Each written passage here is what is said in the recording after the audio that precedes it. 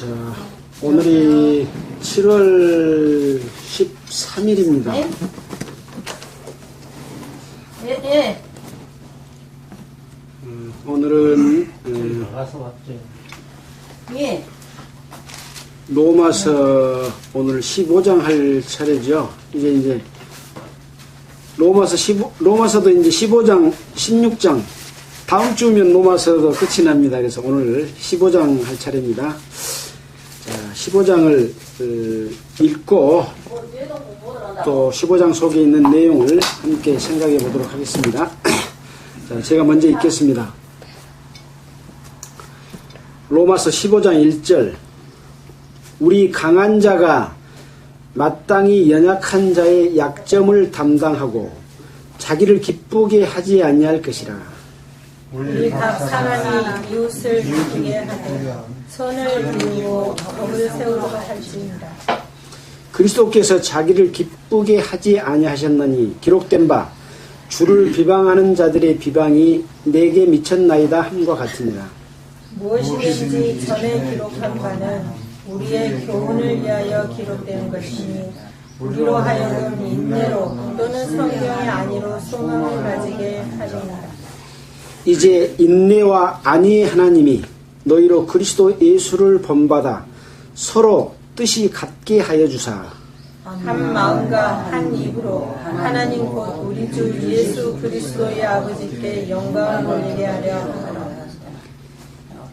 이러므로 그리스도께서 우리를 받아 하나님께 영광을 돌리신 것 같이 너희도 서로 받으라. 내가 말하노니 그리스도께서 하나님의 진실하심을 위하여 할례의 수종자가 되셨으니 이는 조상들에게 주신 약속들을 경고하게 하시고 이방인으로 그 긍휼하심을 인하여 하나님께 영광을 돌리게 하려 하심이라. 기록된 바 이러므로 내가 열방 중에서 주께 감사하고 주의 이름을 찬송하리로다 함과 같으니라.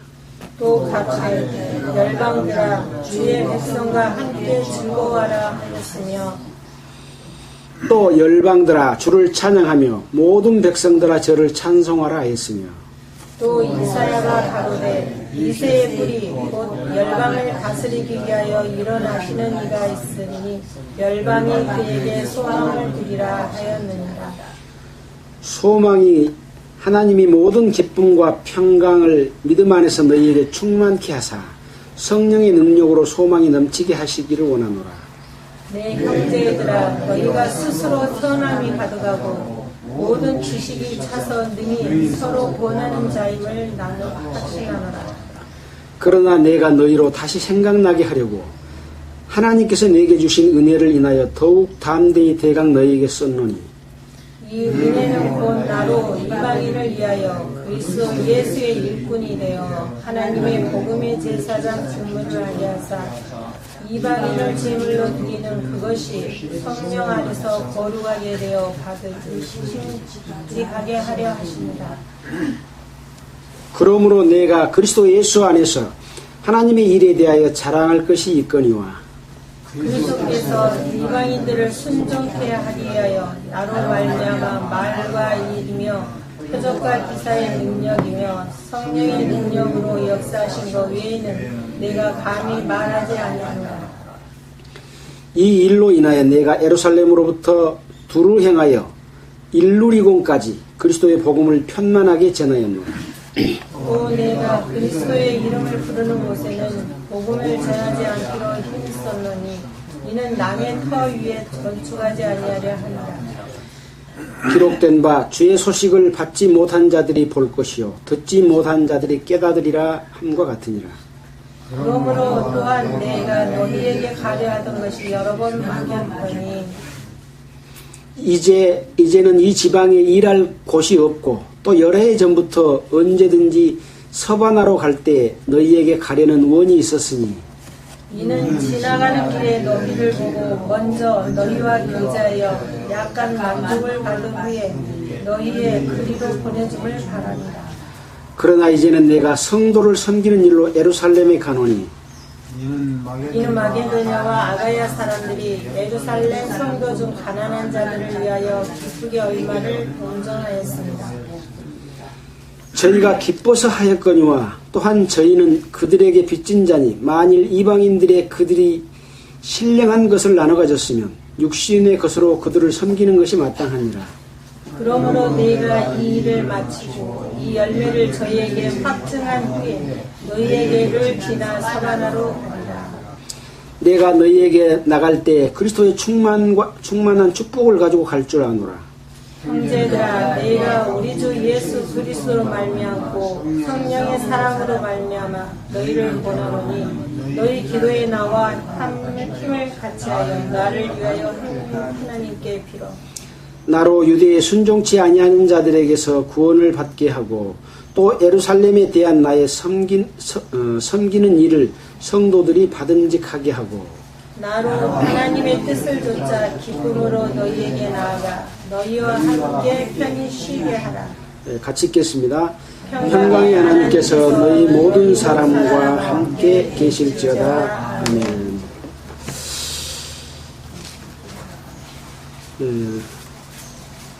오늘 로마서 15장을 함께 읽었습니다.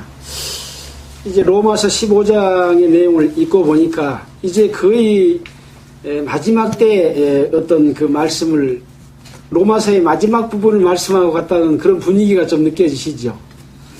자, 지난 14장에서 우리가 공부했던 것은 형제들 간에 그리스도인들 간에 두 부류의 사람이 있다. 약한 자와 강한 자. 그래서 여기서 약한 자라고 하는 것은 예수 그리스도의 은혜를 깨달았지만은 여러 가지 생활에 있어서 많은 제약들을 느끼고 금욕주의 생활을 하고 또 고기를 먹는다든지 또 술을 먹는다든지 이런 것을 금하고 야채만 먹고 또 안식일을 지키려고 노력하고 또 주의를 지키려고 노력하고 이러한 움직임이 있었던 사람들을 약한 자로 보고 있었습니다. 그 다음에 강한 자는 뭐냐? 이러한 규칙과 속박을 받을 필요가 없다. 그리스도 안에는 참 자유와 은혜 가운데 거하기 때문에 그리스도 안에서 누리는 삶을 사는 것이다. 어떤 법의 제약을 받는 삶이 아니다.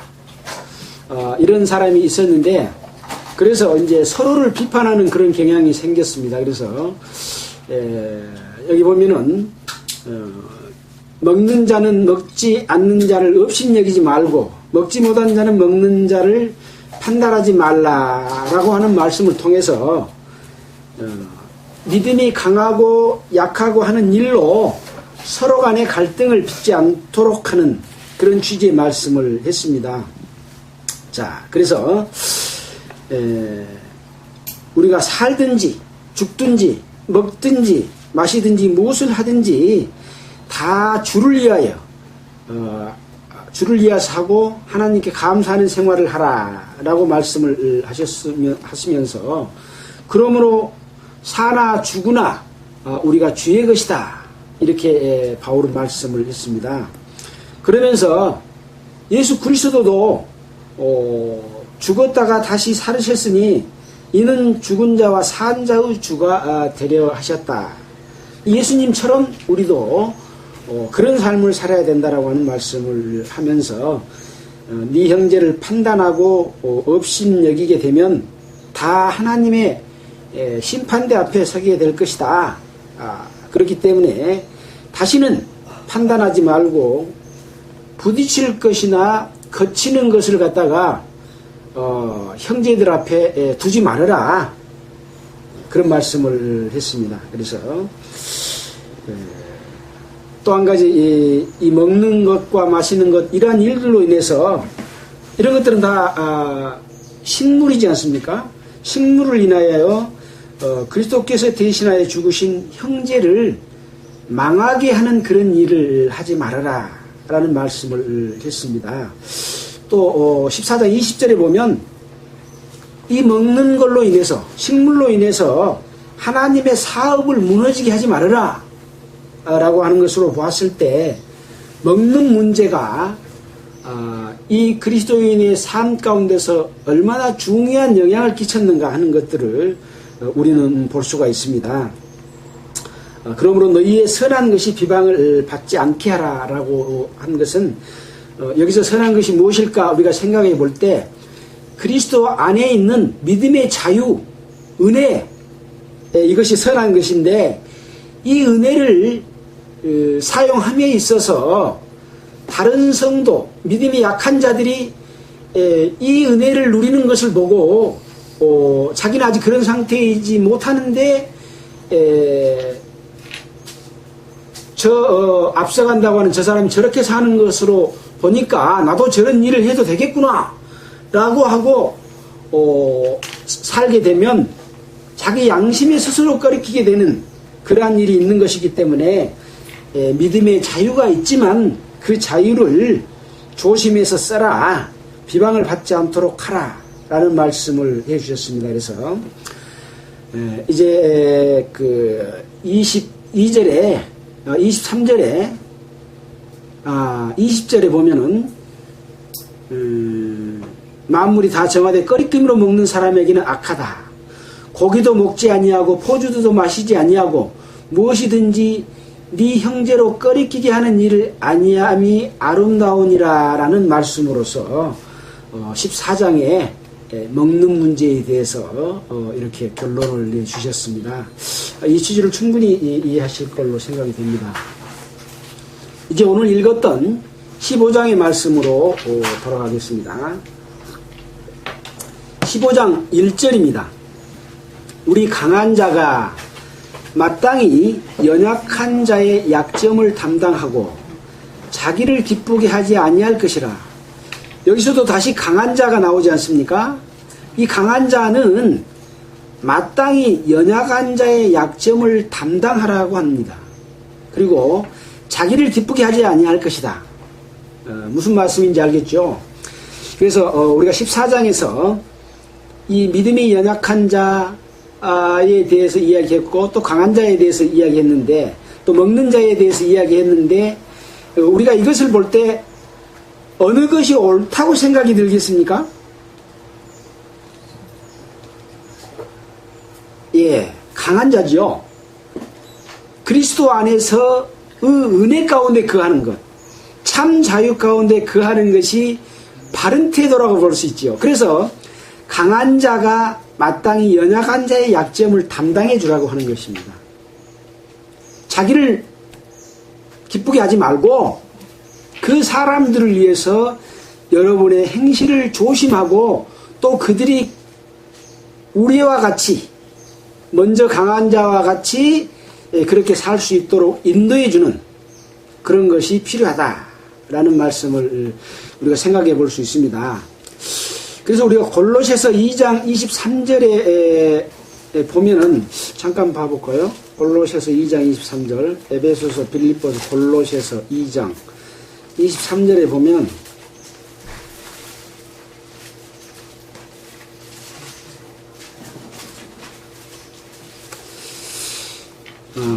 23절 이런 것들은 자의적 숭배와 겸손과 몸을 괴롭게 하는 데 지혜 있는 모양이나 오직 육체를 쫓는 것을 금하는 데는 유익이 조금도 없느니라. 여기 어떤 내용을 이야기했냐면 너희가 세상의 초등학문에서 그리스도와 함께 죽었거든 어찌 다시 세상에 사는 것과 같이 어떤 그 초등학문, 율법 또 어떤 의문, 제도 이런 거에 대해서 순종하느냐. 이것에 대해서 곧 붙잡지도 말고 맛보지도 말고 만지지도 말라고 한 것이다. 이 모든 것은 쓰는 대로 부패에 돌아가는데 너희들은 사람의 명을 쫓아서 자의적으로 숭배하는 것과 겸손과 몸을 괴롭혀하는 이런 일을 하고 있다 라고 하는 것이죠. 그래서 그렇게 사는 것이 유익이 없답니다. 그러니까 그리스도 안에 참 자유와 은혜에 거한다고 하는 것이 얼마나 감사한 일인지 우리는 다시 한번 여기서 생각해 볼 수가 있죠. 자, 15장으로 다시 돌아갑니다. 15장 2절입니다. 우리 각 사람이 이웃을 기쁘게 하되 선을 이루고 덕을 세우도록 할지니라. 우리 각 사람은 여기서 누구를 이야기합니까? 각각 개인이기도 하지만 우리 강한 자들을 이야기합니다. 우리 강한 자가 각 사람이 이웃을 기쁘게 하되 선을 이루고 덕을 세우도록 해라. 주님의 은혜를, 참 자유를, 진리를 알지니 진리가 너희를 자유케 하리라고 하는 이 자유를 알았다고 해서 그 자유를 통해서 다른 사람이 넘어지게 하는 그런 일을 해서는 안 된다라고 하는 것이죠. 그래서 자기를 기쁘게 하지 말고 이웃을 기쁘게 하고 선을 이루고 덕을 세우도록 해라. 그런 이야기입니다. 그 내용에 대해서는 4장 18절에서도 이야기를 했죠. 17절부터 성령 안에서 의와 평강과 희락이라고 말씀하시면서 19절의 이름으로 우리가 화평의 일과 서로 덕을 세우는 일에 힘을 쓴다 라고 말을 했지 않습니까? 그런 것처럼 선을 이루고 덕을 세우도록 할지니라 라고 말하고 있습니다. 3절입니다. 그리스도께서 자기를 기쁘게 하지 아니하셨나니 기록된 바 주를 비방하는 자들의 비방이 내게 미쳤나이다 한 것 같으니라. 그리스도께서는 이 땅에 오셔서 자기를 기쁘게 하는 삶을 살지 않았다고 말했습니다. 그리스도께서는 어떤 삶을 살았습니까? 우주 만물을 창조한 하나님이시죠. 그 하나님이 말씀이 육신이 되어 이 땅에 오셨고 그 오신 목적인 구속을 완성하시는 그런 일을 하셨기 때문에 자기 자신은 이 땅에 와가지고 자기가 기쁘게 하는 삶을 산 게 아니라 죽으러 오신 겁니다. 제물로 오셨죠. 연관된 구절을 한번 찾아보겠습니다. 빌립보서 2장 5절을 한번 보겠습니다. 빌립보서 2장 5절.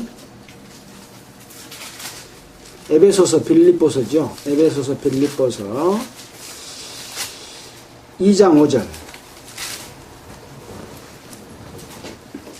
너희 안에 이 마음을 품으라.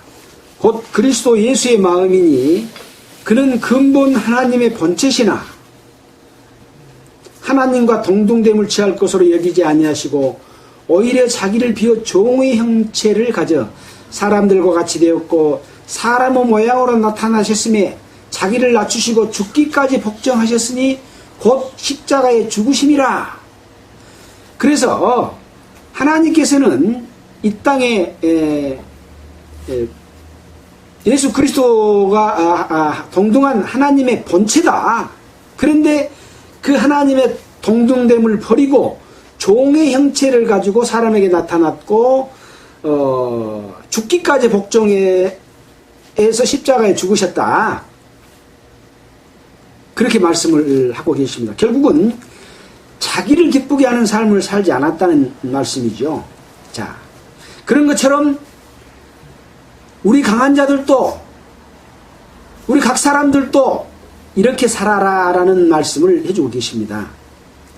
자, 4절입니다. 무엇이든지 전에 기록한 바는 우리의 교훈을 위하여 기록된 것이니 우리로 하여금 인내로 또는 성경의 안위로 소망을 가지게 하려 함이니라.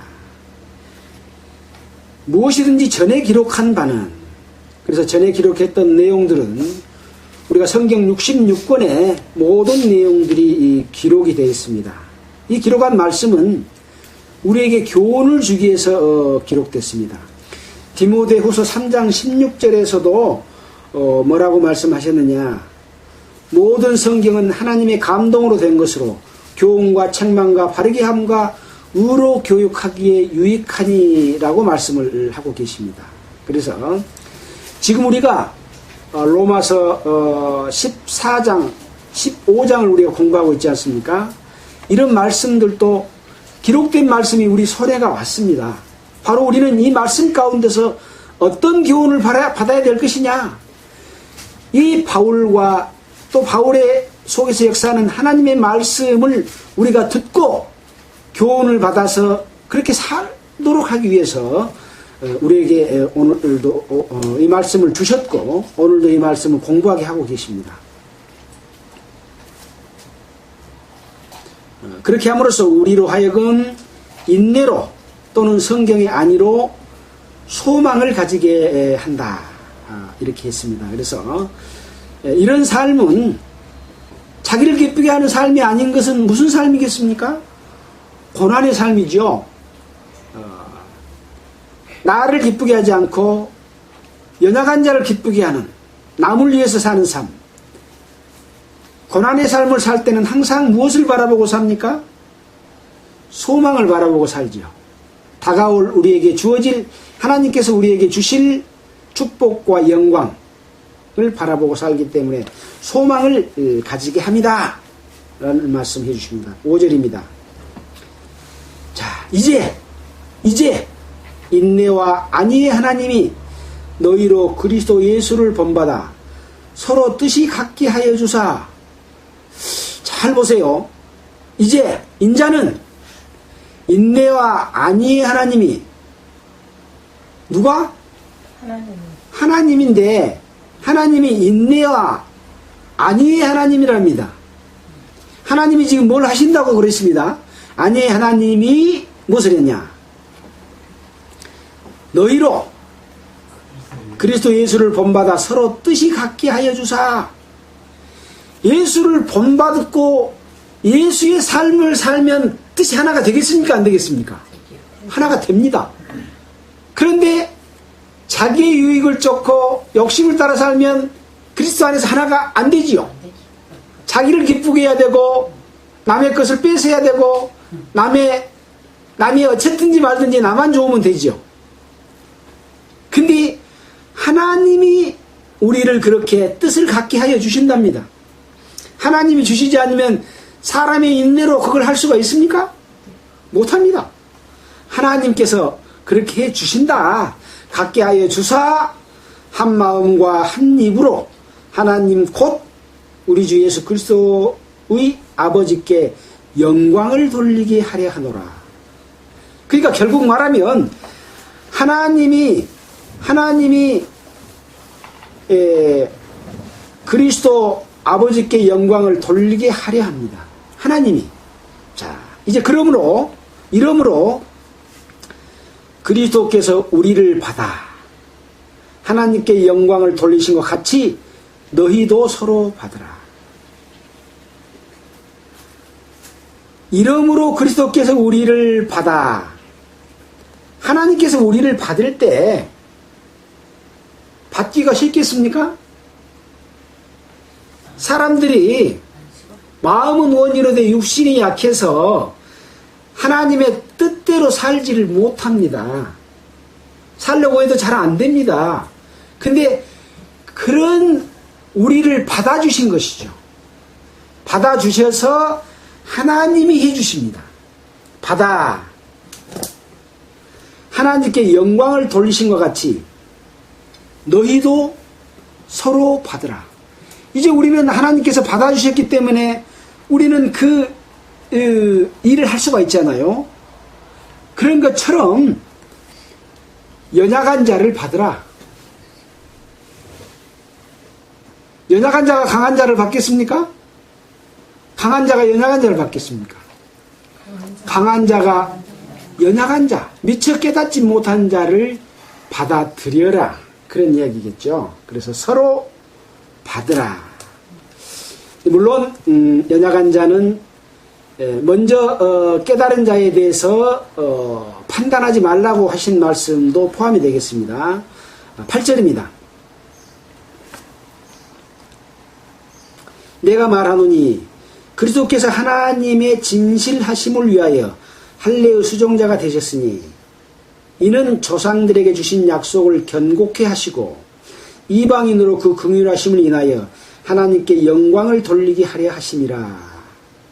자, 여기 놀라운 말씀이 있습니다. 내가 말하노니 그리스도께서 하나님의 진실하심을 위하여 할례의 수종자가 되셨다. 그리스도께서 하나님의 진실하심을 위하여, 자, 하나님께서는 이 할례를 주셨습니다. 누구에게 할례를 줬습니까? 유대인들에게, 아브라함에게.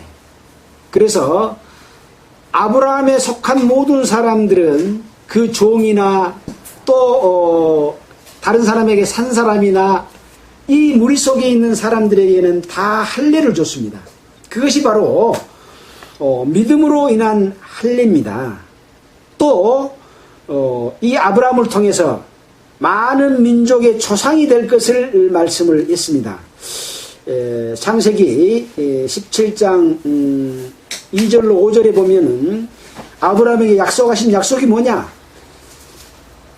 이 100세가 99세가 되도록 아들이 없는 아브라함에게 아들을 줄 것을 약속했고, 도저히 아들을 얻을 수 없는 그런 상태에서 아내 사라가 임신을 하고 또 100세의 아들을 낳았습니다. 기적이 일어난 거죠.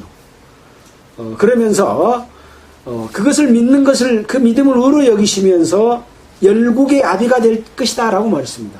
열국의 아비는 뭡니까?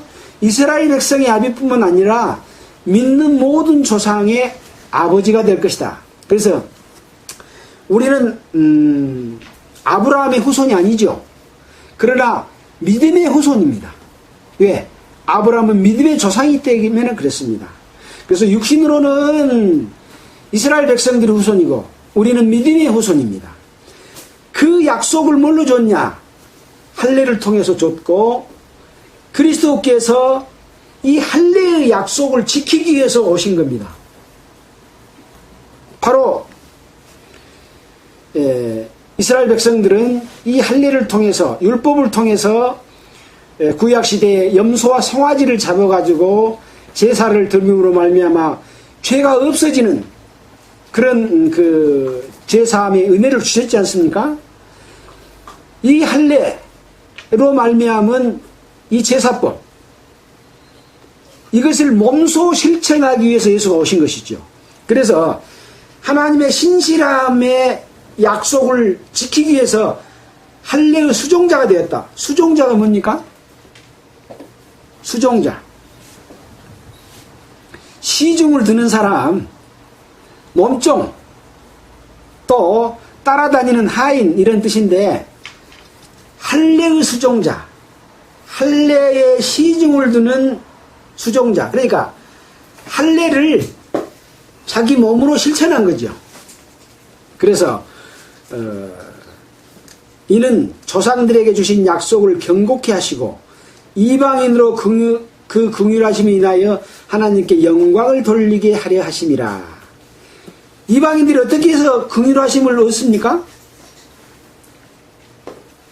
예수 그리스도가 할례의 수종자가 돼서 제사의 제물이 돼가지고 은혜를 끼쳤잖아요. 구원을 베풀었잖아요. 구원을 베풀지 않으면 이방인이 긍휼하심을 얻지 못합니다. 또 긍휼하심을 얻지 못하면 죄인이지 않습니까? 죄인이 하나님께 영광을 돌릴 수 있습니까? 그래서 죄를 없이해 줌으로 말미암아서 이방인들이 하나님께 영광을 돌리게 하신 것입니다. 누가? 그리스도가. 그런 것처럼 너희로 그리스도 예수를 본받아 서로 뜻을 갖게 해서 한 마음과 한 입으로 하나님 곧 우리 주 예수 그리스도의 아버지께 영광을 돌리게 하려 한다는 말씀을 예수님도 이렇게 실천했다라고 하는 증거로서 보여주신 것이죠. 근데 이것을 누가 하신 것이라고요? 하나님이 하셨잖아요. 결국은 영광을 누구에게 돌립니까? 하나님께 돌립니다. 예. 그래서 우리가 성경을 보면 이사야 43장 25절에 보면 나 곧 나를 위하여 네 허물을 도말한 자니 너희 불법을 다시 기억지 아니하리라. 나 곧 나를 위하여 이렇게 말했고, 또 요한복음 8장 16절에는 내가 나를 위하여 증거하니 이 증거가 참되다 라고 말했습니다. 자, 결국은 하나님이 인간을 사랑하신 것은 하나님과 인간 사이에 다시 화목해 하기 위해서 그 은혜를 베푸신 것인데, 은혜를 베푼다는 것은 왜 은혜를 베풉니까? 사람이 잘못했기 때문에 은혜를 베풀어 준 거예요. 용서입니다. 은혜는. 용서해 주신 것은 결국 뭐냐? 하나님과 사람이 서로 관계를 회복해서 우주 만물과 사람을 만드신 목적을 이루는 것은 결국 하나님 자기 자신이 뜻이 이루어지는 것이죠. 하나님 자기 자신이 영광을 받으시는 그러한 일이 결국은 되는 겁니다. 자, 이 구원받은 성도들이 또 여기 말하는 대로 믿음이 강한 자들이 자기를 기쁘게 아니하고 연약한 자를 약점을 담당하고 이웃을 기쁘게 하고 선을 이루고 덕을 이루는 삶은 결국 누구를 위한 삶입니까? 결국은 자기를 위한 삶입니다. 그것이 나쁜 것이냐? 그렇게 사는 것이 바른 길이다 라고 지금 설명해 주시는 것이죠. 신앙생활을 바르게 하는 것은 결국은 자기를 위하는 길입니다. 그런데 자기를 위한다고 욕심을 따라서 살면 결국은 자기를 위하는 삶이 됩니까? 안 됩니다. 사단을 위한 삶이 됩니다. 마귀를 위한 삶이 됩니다.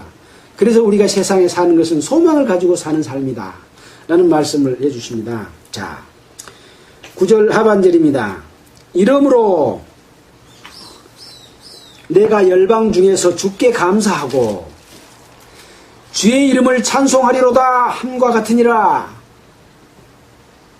또 가로되, 거기서부터 13절까지는 함께 읽어보겠습니다. 또 가로되, 함께 읽읍시다. 또 가로되 열방들아 주의 백성과 함께 즐거워하라 하였으며, 또 모든 열방들아 주를 찬양하며 모든 백성들아 저를 찬송하라 하였으며, 또 이사야가 가로되 이새의 뿌리 곧 열방을 다스리기 위하여 일어나시는 이가 있으리니 열방이 그에게 소망을 두리라 하였느니라. 소망의 하나님이 모든 기쁨과 평강을 믿음 안에서 너희에게 충만케 하사 성령의 능력으로 소망이 넘치게 하시기를 원하노라. 자, 이렇게 다 어떻게 살아야 될 것을 말씀하시면서 하나님께 영광을 돌리게 하려 하심이라고 말하면서 감사를 드리고 찬송을 드리고 있지 않습니까? 찬송하리로다, 즐거워하라, 주를 찬양하며 저를 찬송하라, 또 소망을 두리라, 소망이 넘치게 하시길 원하노라. 찬송과 기쁨과 찬양이 넘치지 않습니까? 어떻게 살면, 아까 그렇게 살면 믿음이 강한 자가 약한 자를 돌보고 자기를 기쁘시게 하지 않고 약한 자를 돌아보고 남을 기쁘게 하고 덕을 세우고 이런 삶을 살면, 화평과 덕을 세우는 일을 하고 살면 결국은 하나님께 영광을 돌리는데, 하나님께 영광을 돌리는 영광이 바로 우리의 감사로 되고 결국은 우리가 찬송받을, 하나님께 찬양하지만 그 영광이 누구에게로 돌아옵니까? 우리에게로 돌아오는 일이다. 참여 오십니까? 그런 이야기입니다. 그런데 많은 예수를 믿는다는 사람들, 특히 종교 지도자들이라고 하는 사람들이 이런 삶을 삽니까? 자기가 영광을 구하고 얻고 누리고 대접받기를 원하고 살고 있습니까? 정반대의 삶을 살고 있는 것이 바로 종교 지도자들의 삶입니다. 목사들의 삶이고 성직자들의 삶입니다. 그들이 손 하나 까딱 하지 않고 성도들 내는 것을 가지고 누리고 베풀고 하면서 살고 있잖아요. 이것은 바로 예수 그리스도께서 우리에게 주시는 그 찬송과 즐거움과 찬양과 소망, 이런 모든 것들을 스스로 버리는 삶이 되는 겁니다. 근데 그걸 몰라요. 알면서도 우선 먹기는 꽃감이 달아. 그러니까 그렇게 사는 거예요. 정말로 하나님을 믿을까요? 안 믿은 것 같아. 마음이 무뎌져 가지고 그 하나님의 영광과 능력과 권능을 잃어버렸어. 잊어버렸어. 그 영광이 지금 내 앞에, 하나님의 권능이 내 앞에 있다고 한다면 무서워서도 그렇게 못 살죠. 아나니아와 삽비라가 성령을 속임으로 말미암아 초대교회 바로 그 자리에서 영원히 떠나가는 죽음을 보지 않았습니까? 그런 능력이 우리에게 지금 있다고 한다면 목사들이 그렇게 살아요? 못 삽니다. 하나님의 영광과 능력과 권능은 저 뒤에 있다고 생각하고 사는 거예요. 예. 세상 것도 취하고 하나님의 영광도 나중에 가서 내가 취하고, 하나님은 두 가지를 주시지 않습니다. 자, 시간이 많이 갔습니다. 14절 보겠습니다. 오랜만에 내 형제들아, 그렇지요. 오랜만에 형제 소리를 들은 것 같습니다. 지금 우리 로마서는 로마에 바울이 복음을 전하지 않았습니다. 그런데 로마의 교회가 형성됐습니다. 그 형성된 과정에 대해서는 지난번에 말씀을 드렸기 때문에 말씀드리지 않습니다. 편지를 통해서 여태 로마에 있는 성도라 부르심을 입은 자들에게 편지를 보낸 겁니다. 그들을 향해서 오랜만에 형제들아 라고 불렀습니다. 그동안에 물론 몇 군데 그런 내용이 나와 있지만 주로 이 로마에 있는 유대인이나 이방인이나 간에 복음을 깨닫게 하고 어떻게 살아야 된다고 하는 부분에 대해서, 복음은 어떻고 구원은 어떻고 이런 내용들을 주로 말씀을 했고, 이제 후반에 들어가면서 그러면 구원받은 형제들, 그리스도인들 어떻게 살아야 되는가에 대해서 말씀을 하는 가운데서 30절에 형제들아 라고 말하고 있습니다. 참 반가운 소리입니다. 이 형제들아 라고 부르지만 로마에는 형제들 아닌 사람이 더 많겠죠. 그래서 항상 이 말씀을 들을 때는 이 말이 나에게 한 말인가 아니면 다른 사람에게 한 말인가 하는 것을 생각하면서 드려야 됩니다. 내가 우리 주 예수 그리스도로 말미암아 성령의 사랑으로 말미암아 너희를 권하노니 너희 기도에 나와 힘을 같이하여 나를 위하여 하나님께 빌어 나로 유대에 순종치 아니하는 자들에게서 구원을 받게 하고 또 예루살렘에 대한 나의 섬기는 일을 뭐지? 어디 많이 지나가 버렸나? 죄송합니다. 14절 할 건데 여기까지 가버렸습니다. 죄송합니다. 14절입니다. 내 형제들아. 죄송합니다. 너희가 스스로 선함이 가득하고 모든 지식이 차서 능히 서로 구원하는 자임을 나도 확신하노라. 여기서 내 형제들아는 로마에 있는 성도로 부르심을 입은 자들이죠. 그래서 그 형제들이 선한 생활을 하고 지식이 차서 능히 서로 구원하는 자임을 안다. 그러나 내가 너희로 다시 생각나게 하려고 하나님께서 내게 주신 은혜를 인하여 더욱 담대히 대강 너희에게 썼노니, 이 편지를 지금 썼잖아요. 썼노니 이 은혜는 곧 나로 이방인을 위하여 그리스도 예수의 일꾼이 되어 하나님의 복음의 제사장 직무를 하게 하사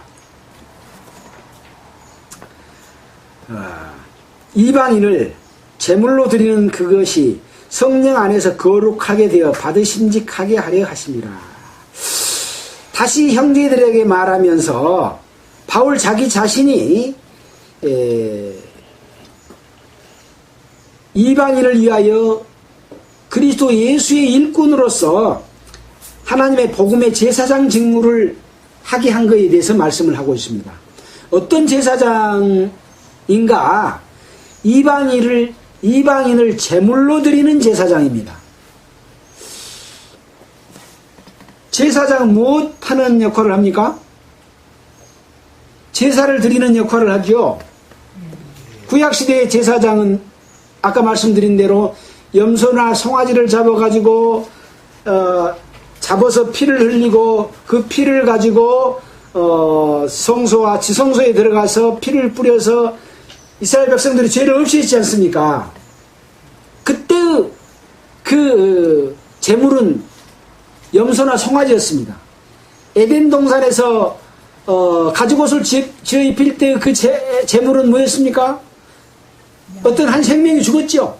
염소인지 성화인지 그거 안 나와 있습니다만은 한 생명이 죽어서 가죽옷을 입혔습니다. 마찬가지로 염소나 송아지를 죽여서 피를 없앴습니다.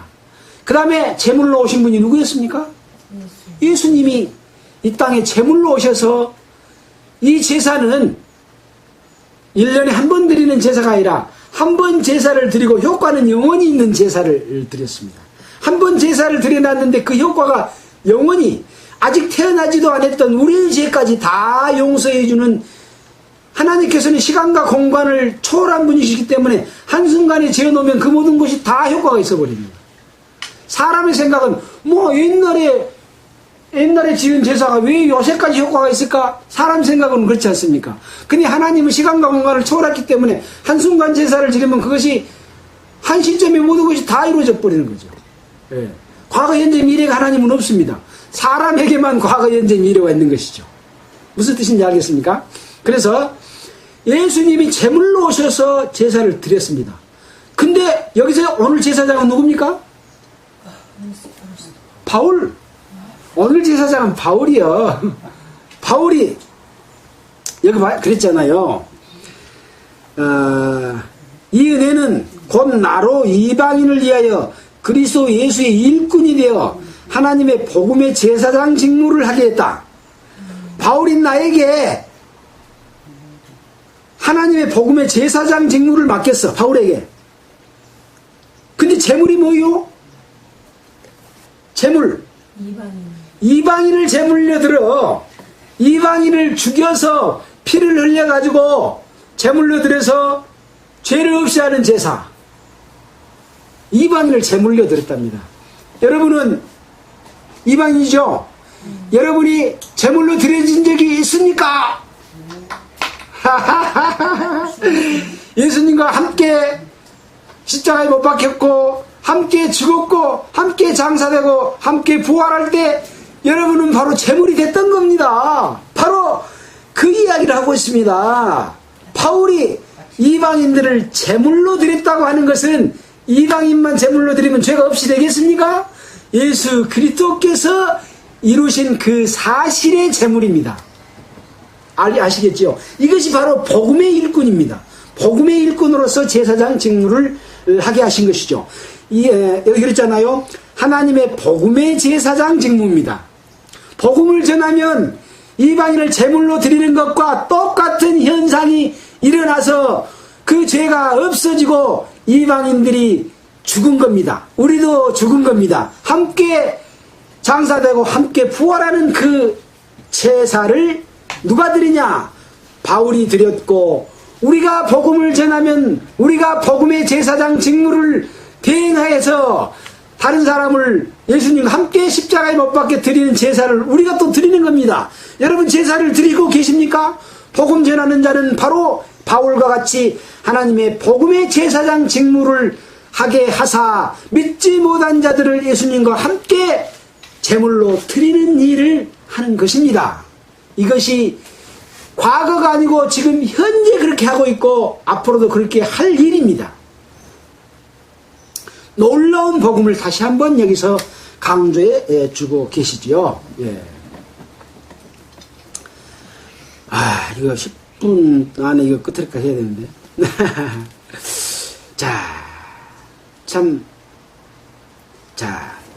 그 뒤에 보겠습니다.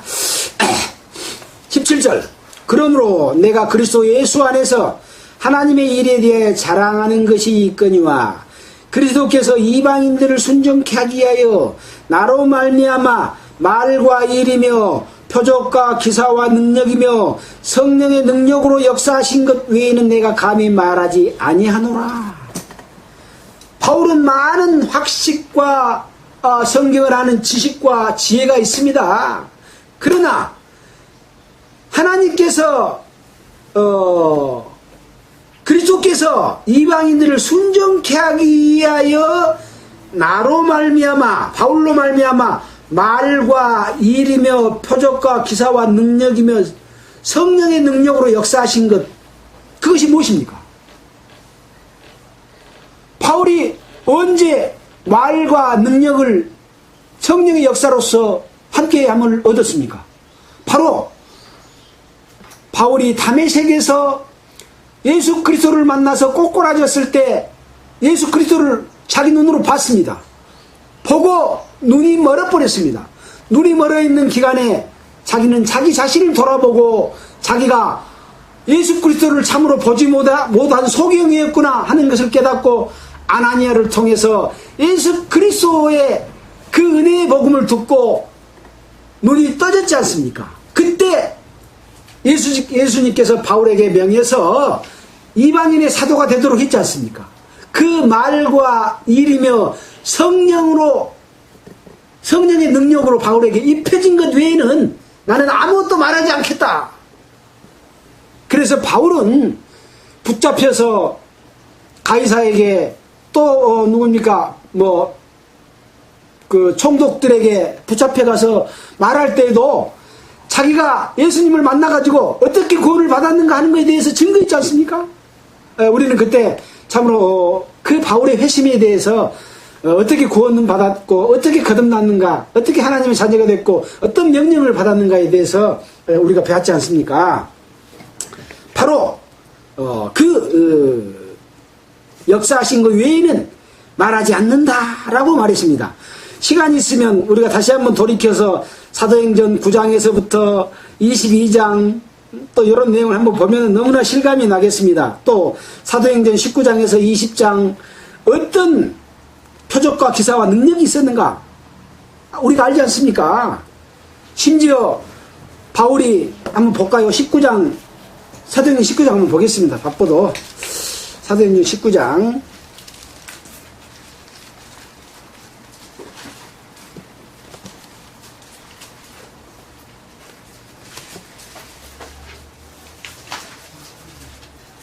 사도행전 19장 20장 보면은 여기 보면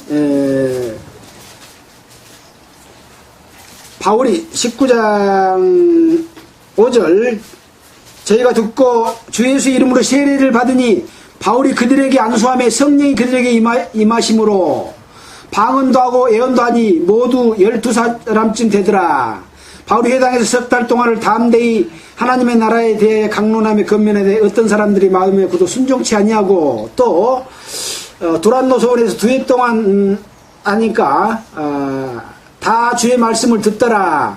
하나님이 바울의 손으로 희한한 능을 행하게 하시니 심지어 사람들이 바울의 몸에서 손수건이나 앞치마를 가져다가 병든 사람에게 얹으면 그 병이 떠나고 악기도 떠나가더라. 악기도 나가더라. 이런 일을 행하니까 많은 귀신이 나가가지고 또 많은 사람들이 와서 자복하고 그 행한 일을 고했고 또 마술하던 사람이 그 책을 가지고 와서 불사르니 은 5만이나 되더라. 이런 기사와 능력을 행한 것 이런 것들 외에는 하나님이 나에게 역사하신 것 외에는 감히 말하지 않겠다. 이런 말씀을 하신 것이죠. 19절입니다. 이 일로 인하여 내가 예루살렘으로부터 두루 행하여 일루리곤까지 그리스도의 복음을 편만하게 전하였노라. 그래서 이 일로 방금 말씀드린 사도행전에 있었던 이러한 일들로 인해서 내가 지금 로마서도 언제 기록이 됐다 그랬습니까? 3차 전도여행이 끝나고 헬라에서 석 달을 머무는 동안에 기록을 한 내용이죠. 그래서 사도행전 방금 읽었던 19장 20장 이런 내용들은 바로 바울이 로마서에 편지 보낼 때 그 시점입니다. 그 시점이 지금 말하고 있는 겁니다. 이 일로 인하여 내가 예루살렘으로부터 두루 행하여 일루리곤까지, 일루리곤은 어디입니까? 알바니아와 유고슬라비아 지역을 일루리곤이라고 말하고 있습니다. 복음을 편만하게 전하였노라. 또 내가 그리스도 이름을 부르는 곳에는 복음을 전하지 않기로 힘썼노니 이는 나무토 위에 건축하지 아니하리 함이라. 기록된 바 주의 소식을 받지 못하는 자들이 볼 것이요 듣지 못하는 자들이 깨닫으리라 함과 같으니라. 그래서 바울은 이 복음을 전할 때 이미 복음이 전해지고 했던 곳에 대해서는 중복적으로 복음을 전하지 않으려고 힘썼다 그랬습니다. 그러면 전하지 않았다는 얘기입니까? 했다는 얘기입니까? 예, 전했는데 않으려고 힘을 썼습니다. 왜 그랬을까요? 복음은 전해졌는데 제대로 깨닫지 못한 사람들이 많았기 때문에 복음은 전했습니다. 그러나 복음이 전해진 곳에 이중으로 전하는 것에 대해서는 그렇게 하지 않으려고 노력을 했습니다. 여기에 대해서 고린도후서 10장 13절을 한번 보겠습니다. 고린도후서 10장 13절 어떤 마음에 자시했는가? 복음이 전해진 곳에 어떤 마음이 자시를 했는가? 13절 뒤에 조금만 넘기면 있죠. 지금 다른 교회에서 성도를 빼갖고 자기들 교회 숫자 채우려고 하는 그러한 행동을 너무나 많이 하고 있지 않습니까? 그것이 마치 하나님 앞에 큰 상을 얻을 것처럼 생각하는데 교인 많이 끌어모아서 헌금 많이 걷어들이고 자기들 그 신앙생활 하는데 보탬이 되려고 그럽니다. 돈 적게 걷어도 목사 봉급 줄 수 있고 예배당도 짓고 할 수 있으려고 많은 사람들을 너무 교회에서도 끌어들이려고 하고 있는 거예요. 13절 보겠습니다. 10장 13절 그러나 우리는 분량 밖의 일을 자랑하지 않고 오직 하나님이 우리에게 분량으로 나눠주신 그 분량의 한계를 따라 하노라. 곧 너희에게까지 이른 것이라. 믿음의 분량의 한계에 내에서 그 깨우쳐진 내용에 따라서 각 교회에 복음을 전하고 어떻게 사는 것이 합당한 일이다라고 하는 내용을 전한 겁니다. 숫자 빼다가 우리 교회에 채우려고 한 것이 아니었습니다. 자, 15절 보겠습니다. 우리는 남의 수고를 가지고 분량 밖에 자랑한 것이 아니라 남이 전도해 놓은 것 갖고 숫자 끌어들여 가지고 우리 숫자 많다 그러고 자랑하는 것이 아니다는 것이죠. 오직 너희 믿음이 더할수록 우리의 한계를 따라 너희 가운데 더욱 위대하여지기를 바라노라. 그리스도 안에서 위대하여지기를 바란다. 이는 나무 한계 안에서 예배한 것으로 자랑하지 아니하고 너희 지경을 넘어 복음을 전하려 함이라. 이미 복음이 전해진 곳을 넘어서 고린도를 넘어 로마나 스페인까지 복음을 전하려고 하는 취지가 고린도후서 10장에서 말해주고 있습니다. 바로 지금 로마서 15장에 있는 이 내용도 다시 로마서 돌아오겠습니다. 그리스도의 이름을 부르는 곳에는 복음을 전하지 않기로 힘썼다 하는 내용이 그러한 취지다 하는 말씀을 이해하시면 되겠습니다. 이게 오늘은 여기까지 할까요? 뒤에 상당히 많이 남아서 이제 16장에는 마지막 인사하는 그런 내용이기 때문에 다음 주에 한번 또 해보기로 하고요. 자, 오늘은 이제 한 4분밖에 남지 않았기 때문에 15장의 내용을 다시 한번 검토하고 마치도록 하겠습니다. 자, 우리는 이제 고린도전서 로마서 15장을 통해서 구원받은 성도들의 그 삶에 대해서 다시 한번 생각을 해봤습니다. 이제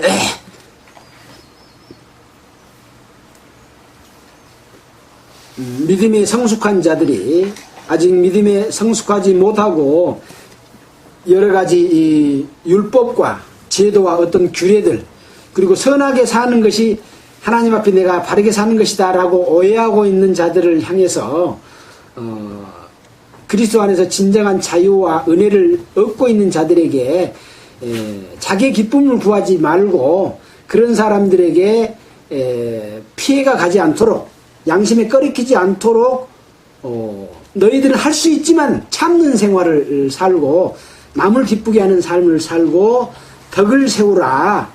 또 의와 평강과 희락을 성령 안에서 누리고 살아라 라는 말씀을 하면서 심지어 만물이 다 정하기 때문에 모든 것을 다 먹을 수 있다. 그러나 그 연약한 사람들을 위해서 그 사람들이 문제를 삼으면 나는 포도주도 안 먹겠다. 저 사람은 구원받았으면서 신앙생활을 잘한다고 하면서 포도주도 마시네? 그런 비방을 하면 나는 포도주도 안 묻겠다. 아예 그냥 고기도 안 묵어버리겠다. 이렇게 사는 것이 형제로 꺼리키게 아니하는 그런 삶이다. 라는 말씀을 하셨죠. 그래서 예수님도 이 땅에 오셨을 때 자기를 위해서 살지 않고 자기를 들여서 심지어 죽기까지 복종하는 그런 삶을 살았기 때문에 여러분들도 그 예수님의 삶을 산 것처럼 다른 사람을 위해서 살아라. 그렇게 사는 삶이 바로 열방 중에서 주께 감사하고 주의 이름을 찬송하는 삶이 된다. 또 주의 백성과 함께 즐거워하고 찬양하고 또 저를 찬송하라 라고 하는 그런 말씀을 해 주십니다. 그러면서 다시 한번 강조하면서 내가 로마에 있는 여러분들에게 편지를 보내고 있습니다. 나는 바로 이 은혜로 인해서 그리스도 예수의 일꾼이 되어서 하나님의 복음의 제사장의 직무로서 이방인들을 제물로 드리는 로마에 있는 이방인들을 구원받게 하도록 복음을 전하는 제사를 드리는 그러한 제사장으로 삼았기 때문에 나는 그런 삶을 살았다 라고 하면서 다른 성경에 보면 나를 본받으라 라고까지 하시지 않습니까? 바로 이 사도 바울과 같은 복음 전하는 자, 목사, 교사 또는 장로와 집사의 삶을 사는 삶, 이런 삶이 되도록 하기 위해서 이런 부탁의 말씀을 또는 구원의 말씀을 때로는 명령의 말씀을 해주고 계신다 라고 말하면서 나는 내가 자랑할 것이 많다. 바울이 자랑할 것은 너무 많지 않습니까? 예수님을 직접 만났고 기사와 능력과 표적을 행했고 심지어는 삼천천 하늘에 올라가서 하늘나라를 보고 오신 분이지 않습니까?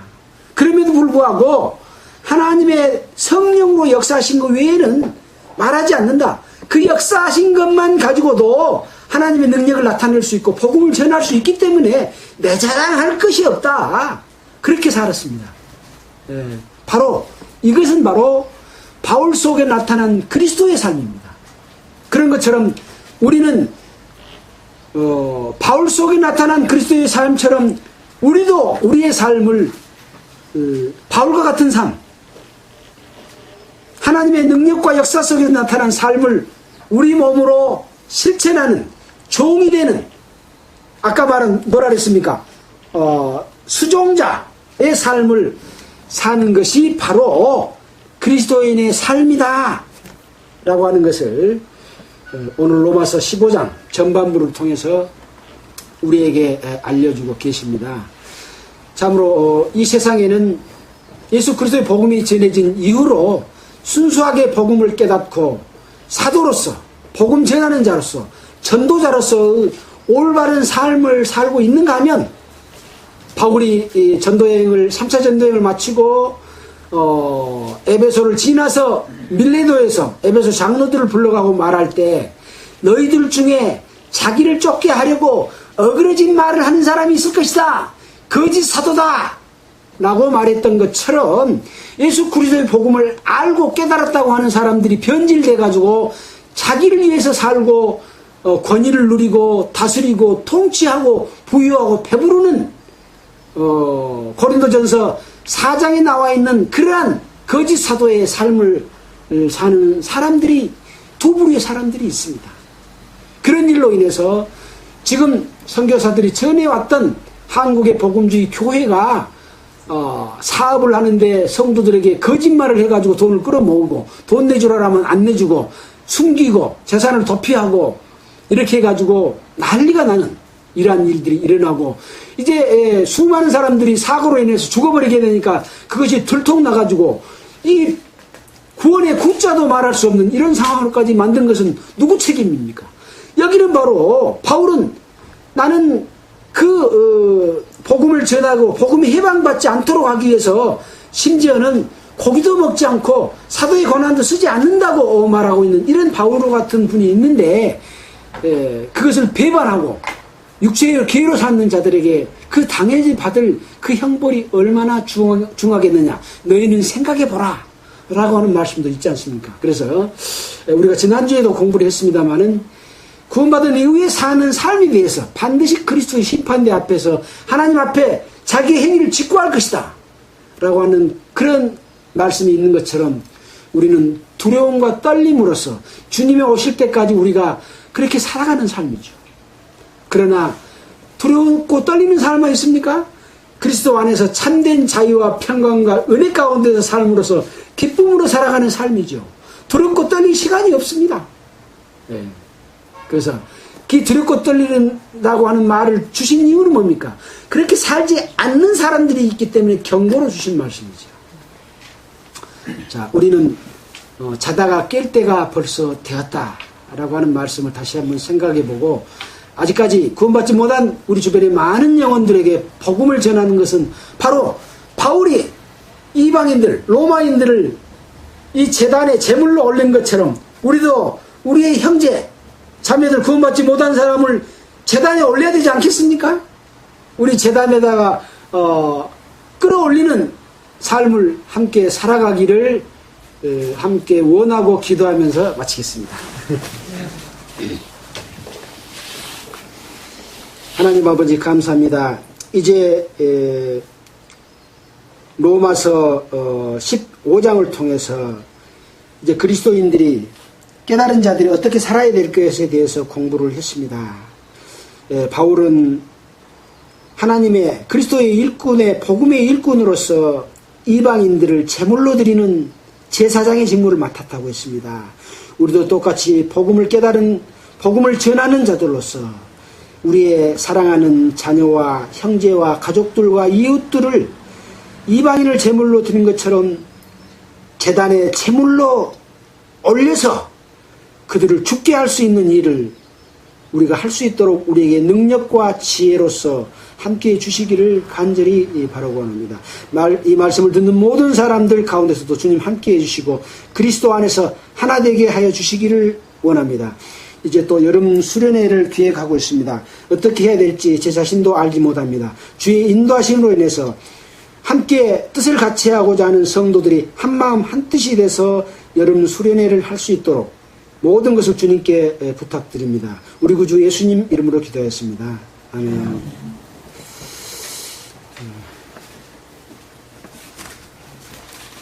무슨 시간이 지나니까 멈췄네.